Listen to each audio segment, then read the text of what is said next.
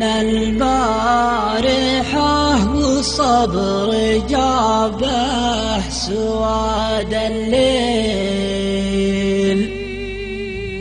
وجتني هموم في حشا القلب محشودة.